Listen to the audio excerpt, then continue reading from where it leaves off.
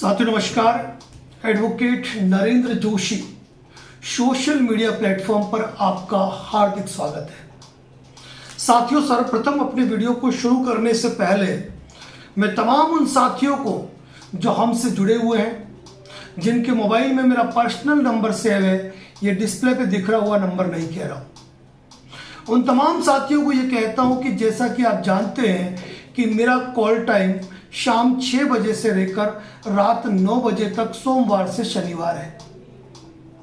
शाम 6 बजे बाद जब आप प्रयास करते हैं, फ़ोन बिजी आता है, मेरी पूरी कोशिश होती है कि मैं आपको कॉल बैक करूं और करता हूं। आज तक किसी को शिकायत नहीं रही है, लेकिन शाम को आपको कहीं जाना होता है, हो सकता है कि अवेट नहीं कर पाए, दिन में आपका कोई छोटा मोटा सवाल है या फिर कोई नोटिस आया, कुछ ऐसा है कि आप तनाव में हो, आप व्हाट्सएप करके एक छोटा सा मिस कॉल आप मेरे मेन नंबर जो आपके पास सेव है उस पर कर दीजिए। हमारी कोशिश रहती है कि घंटे 2 घंटे में आपके जितना जल्दी हो सके आपके व्हाट्सएप पर हम रिप्लाई दे दें। कई साथी जो व्हाट्सएप करते हैं वह कॉल भी नहीं करते हैं, तो मालूम ही नहीं पड़ता है कि उन्होंने व्हाट्सएप किया, क्योंकि दिन के 500-700 व्हाट्सएप नॉर्मली कई साथी करते हैं जिनका हमारे पास नंबर भी सेव नहीं होता है। तो ये छोटी सी मिस्ड कॉल फैसिलिटी आपके लिए है। और उसके बाद भी यदि कोई क्वेरी हो तो शाम 6 से 9 का टाइम कॉलिंग का तो है ही है। यदि आपने हमें मिस कॉल दी है तो क्या आपको घंटे 2 घंटे के अंदर आपको, यदि आप हमसे जुड़े हुए तो आपको तुरंत जितनी जल्दी हो सका हमने रिप्लाई दिया है या नहीं दिया है। हमारी सर्विसेज के बारे में आप क्या कहना चाहते हैं कमेंट्स में जरूर लिखें। अब साथियों, आज के महत्वपूर्ण टॉपिक पे आता हूं, लेकिन बीच में ये कहूंगा कि मिस कॉल का मतलब ये नहीं होता है कि व्हाट्सएप मिस कॉल करें। मेरा व्हाट्सएप कॉल हिडन रहता है, नहीं तो बार बार कोर्ट के अंदर मुझे व्हाट्सएप कॉल ही दिखेगी, तो कृपया व्हाट्सएप कॉल न करें, ये ध्यान रखें। दिन के समय में कोई बात करना चाहते हैं व्हाट्सएप पर वॉइस क्लिप भी न भेजें, लिख कर भेज दीजिए, मेरे लिए सुविधाजनक रहता है। अब साथियों, पिछले करीबन 2 सप्ताह से कई साथियों को लोक अदालत के नोटिस आ रहे हैं। लोक अदालत के, अब लोक अदालत के नोटिस को लेकर कई लोगों के मन में, कई साथियों के मन में बहुत सारे कंफ्यूजन, बहुत सारे सवाल हैं। आज उन्हीं सवालों का स्पष्टीकरण हम इस वीडियो के माध्यम से करेंगे। एक बात मैं आपको पहले बता दूं कि कई वित्तीय संस्थानों का मैं पैनल लॉयर रह चुका हूं।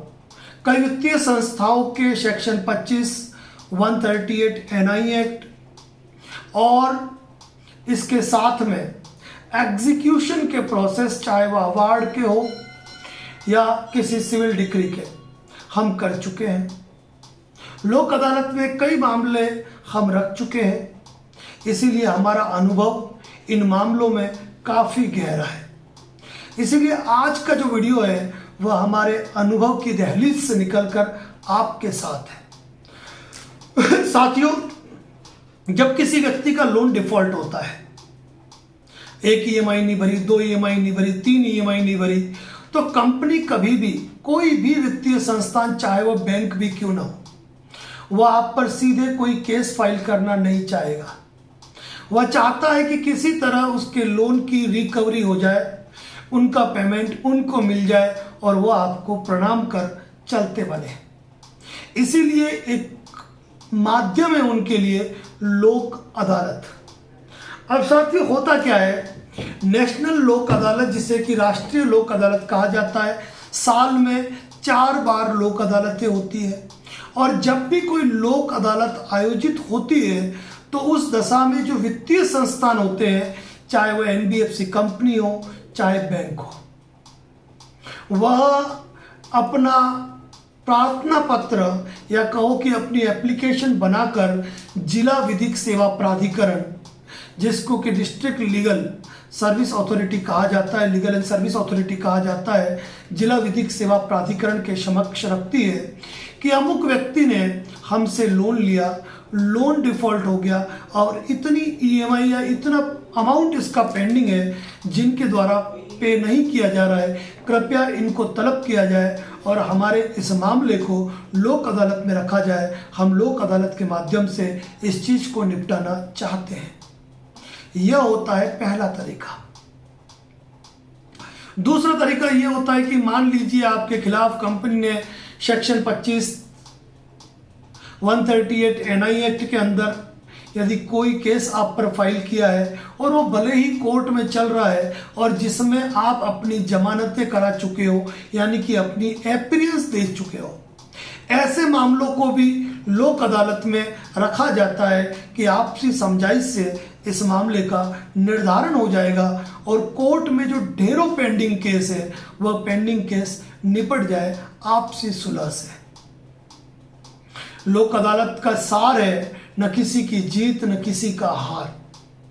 लोक अदालत के मामलों में जो फैसला होता है या जो निर्णय ऑर्डर शीट पर लिखा जाता है, यदि वहां पर यदि आपका कोई राजीनामा हो गया तो उसकी कोई अपील भी नहीं होती है। अब ऐसी स्थिति में यदि किसी वित्तीय संस्थान से आपने लोन ले रखा है और आप लोन डिफॉल्ट कर चुके हैं, तो ऐसी स्थिति में कंपनियां जो है अपना मामला लोक अदालत यानी कि जिला विधिक सेवा प्राधिकरण के समक्ष रखती है और वहां रखने पर आपको एक नोटिस आता है। यह नोटिस आपको पुलिस भी तलब करा सकती है, मतलब तामील करा सकती है। यह आपको रजिस्टर्ड पोस्ट के जरिए आता है और कई एनबीएफसी वित्तीय संस्थाएं आपको इसको मेल के माध्यम से, व्हाट्सएप के माध्यम से भेजती है। अब सवाल यह आता है कि क्या सर हमें लोक अदालत में जाना चाहिए? तो साथियों, यहां पर मेरा जवाब यह होता है कि यदि आप अपने मामले का निस्तारण लोक अदालत के माध्यम से कराना चाहते हैं, यदि आपको लगता है कि आपके जेब में, आपकी अंटी में पैसे हैं, कंपनी ने भले 1 लाख रुपए लगा रखा है, क्या आपके पास 25-30 हजार की राशि मौजूद है? यदि कोई राशि मौजूद है तो बाकायदा आप कोर्ट में जा सकते हैं। लोक अदालत के दिन आप कभी यह न समझे कि बड़ा सा कोर्ट रूम होगा, वहां पर जज साहब आपको मेन चेयर पर बैठे हुए मिलेंगे और वह अपनी भूमिका निभाएंगे। यहां पर क्लियरली कहता हूं कि लोक अदालत में बेंचों का गठन होता है। उन बेंचों में श्रीमान जज साहब होते हैं, जज साहब भी होते हैं, कोर्ट से जो एडवोकेट्स होते हैं सपोर्टिंग रोल में उनके साथ होते हैं।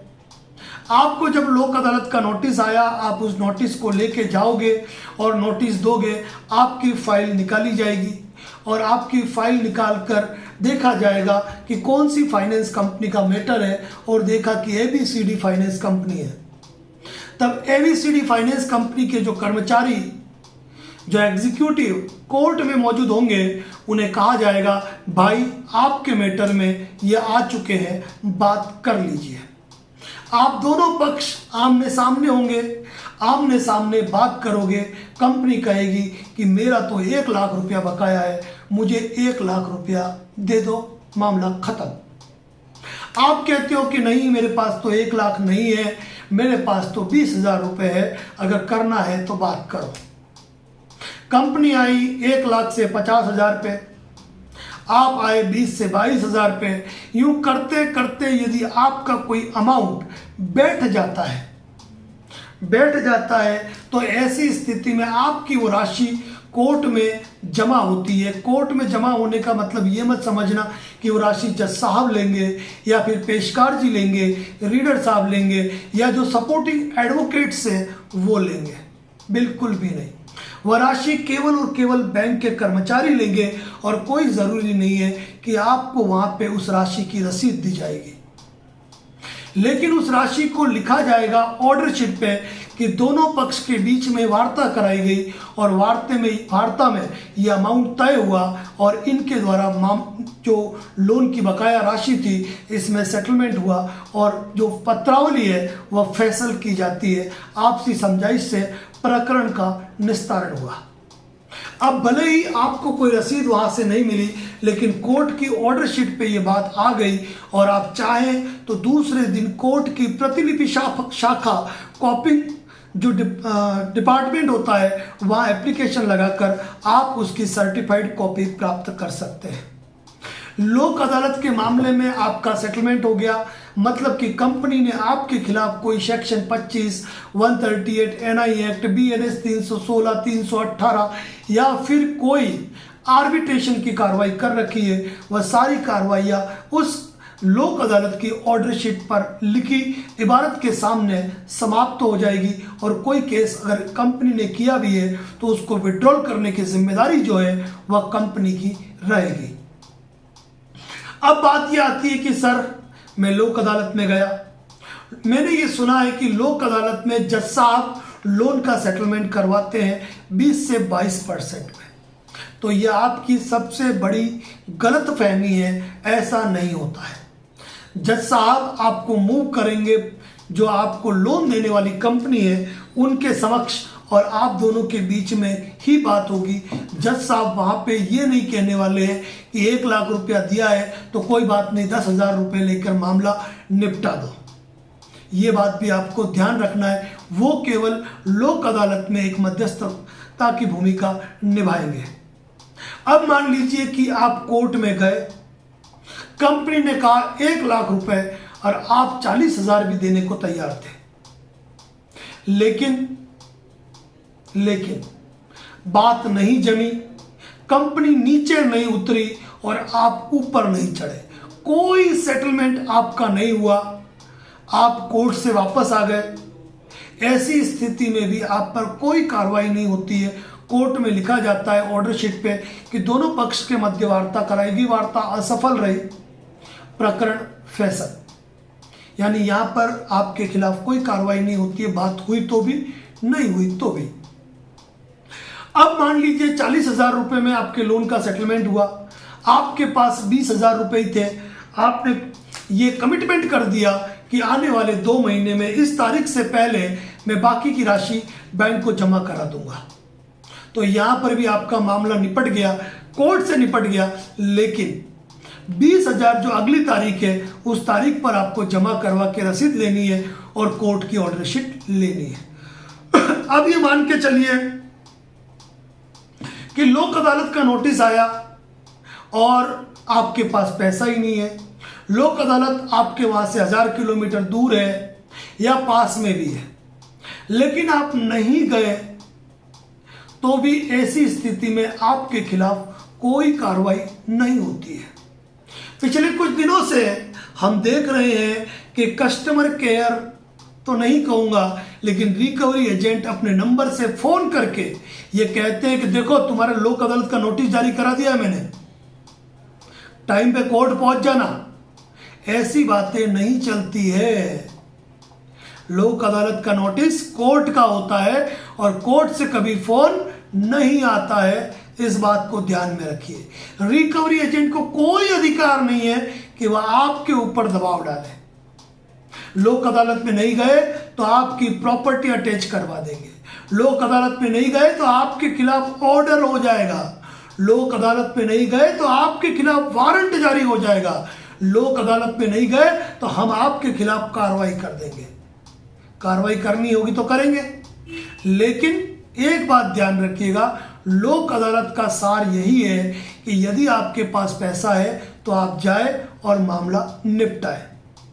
ये चीज ध्यान रखिएगा। बाकी लोक अदालत के नाम पे आपको वकील के लेटर हेड पर नोटिस आ रहे हैं, व्हाट्सएप पे टेक्स्ट मैसेज आ रहे हैं, पीडीएफ आ रहे हैं, कंपनी मेल कर रही है, कुछ भी करें, लोक अदालत का मामला एक ही है। यदि आप जाना चाहें तो जाएं, यदि आप मामले को निपटाना चाहें तो निपटाएं। लोक अदालत में गए तो भी ठीक, नहीं गए तो भी ठीक, गए और सेटलमेंट हो गया, पैसा जमा करा दिया तो भी ठीक, नहीं गए और कोई बात नहीं जमी तो भी ठीक। लोक अदालत के मामले में आपके ऊपर कोई कानूनी कार्रवाई नहीं होती है। अब लोक अदालत में असफल रहने के बाद यदि कंपनी आपके ऊपर सेक्शन 25 का केस करती है, 138 एनआई एक्ट का केस करती है या आर्बिट्रेशन का केस करती है, तो वहां आपके अधिकार सुरक्षित है। ऐसा नहीं है कि ये लोक अदालत में नहीं आए तो सेक्शन 25 में इनको 2 साल की सजा ठोक दो, 138 में इनको 1.5 साल की सजा दे दो, आर्बिट्रेशन में इनका सामान उठा लो। मतलब लोक अदालत में नहीं जाने पर उसका रिकॉर्ड जो है वह दूसरे केसेस में आपको प्रभावित नहीं करता है। साथियों, ये एक महत्वपूर्ण जानकारी है और लोक अदालत के नाम पर कोई रिकवरी एजेंट यदि आपको धमकाता है तो आपको ये कानूनी अधिकार आपके मालूम होना चाहिए कि लोक अदालत में जाओ तो भी ठीक है, नहीं गए तो भी ठीक है, उसका कोई कानूनी प्रभाव आपके ऊपर नहीं पड़ता है। साथियों, लोक अदालत में कभी ये मत सोचना कि जज साहब आपके लोन का सेटलमेंट 20% में करवा देंगे। अगर आप ये सोचते हैं तो ये आपकी गलतफहमी या किसी गलत चैनल को देखकर आपने अपने दिमाग में ये धारणा बनाई है। साथियों, एक बात ध्यान रखिएगा, मल्टीपल लोन डिफॉल्ट के शिकार हो गए हैं इसका मतलब ये नहीं है कि अपनी जिंदगी को त्याग दें। कि विषम परिस्थिति और आर्थिक हालातों के चलते यदि आपका लोन डिफॉल्ट हुआ है तो आप कंपनी को अपने ही नाम से प्रायर नोटिस भेज सकते हैं। प्रायर नोटिस कभी भी एडवोकेट के नाम से नहीं भेजा जाना चाहिए क्योंकि वह प्री लिटिगेशन नोटिस होता है और कंपनी जब आपको भी पहला नोटिस भेजती है तो प्री लिटिगेशन नोटिस जो है अपने नाम से भेजती है। आज चाहे सेक्शन 25 का रिप्लाई दे, 138 का रिप्लाई दे, आर्बिट्रेशन का रिप्लाई दे, क्रिमिनल कंप्लेंट का रिप्लाई दे या प्रायर नोटिस दे, आपके पास डाक रसीदें, ओरिजिनल जो नोटिस भेजा है उसकी कॉपी और उनकी डिलीवरी रिपोर्ट या रिटर्न लिफाफे बतौर साक्ष्य आपके पास सुरक्षित होने चाहिए। साथियों, हमारे YouTube चैनल पर हमने इतनी भरमार वीडियो रखी है कि यदि कोई व्यक्ति हमारे सारे वीडियो देख लेता है तो उसे किसी लीगल एक्सपर्ट के राय की ज़रूरत महसूस नहीं होती है। लेकिन फिर भी हम कहते हैं कि यदि आपके मल्टीपल लोन डिफ़ॉल्ट है तो एक लीगल एक्सपर्ट की राय आपको हमेशा लेनी चाहिए, जो सेक्शन 25 का नॉलेज भी रखे, जो 138 NI एक्ट का नॉलेज भी रखे, जो आर्बिट्रेशन का नॉलेज भी रखे, जो DRT का नॉलेज भी रखे। तो ये सारी जानकारियाँ आपको लेनी चाहिए अपने लीगल एक्सपर्ट से। यदि किसी नोटिस का जवाब, कोई नोटिस आपको आया है और वो नोटिस कानूनी प्रावधानों के अनुरूप है तो आपको उसका उत्तर देना भी निहायत ही ज़रूरी है। ये चीज़ आप ध्यान रखें। साथियों, जनहित के अंदर ढेरों वीडियो पोस्ट है। यूट्यूब पे हमारी उतनी ग्रोथ नहीं है जितनी कि फेसबुक पे मिलती है। कारण ये है कि फेसबुक पे आप साथी हमें सपोर्ट करते हैं वीडियो को शेयर करने में, उसके लिए आपका जितना भी धन्यवाद कहा जाए उतना कम है। साथियों, जनहित के इन वीडियो को, क्योंकि कई लोग रिकवरी एजेंट की बदसलूकियों से, रिकवरी एजेंट के झूठी कानूनी कार्रवाइयों की धमकियों से, फर्जी वकील और फर्जी पुलिस के फर्जी कॉल से तनाव में आकर कई लोग पलायन करने पर मजबूर है और कई लोग आत्मदाह करने पर मजबूर है। यहाँ आपकी जिम्मेदारी है कि हमारे इन वीडियो को प्रत्येक व्यक्ति तक पहुंचाए ताकि देश का कोई व्यक्ति अगर मल्टीपल लोन डिफॉल्ट का शिकार हो चुका है, यदि कर्ज के दलदल में धंस चुका है तो अपने जीवन को कभी भी नहीं त्यागे। उम्मीद तो हम आपसे करते हैं वीडियो को शेयर करने की। और साथियों, एक बात और कहता हूं, एक मिस कॉल पर हम हमारे साथियों को त्वरित रिप्लाई देने की पूरी कोशिश करते हैं ताकि कोई व्यक्ति सारे दिन तनाव न ले। हमारी सेवाओं के बारे में, हमारी सर्विसेज के बारे में और हमारी लगन के बारे में क्या कहना चाहते हैं जरूर बताएं। Thank you so much. Thank you so much.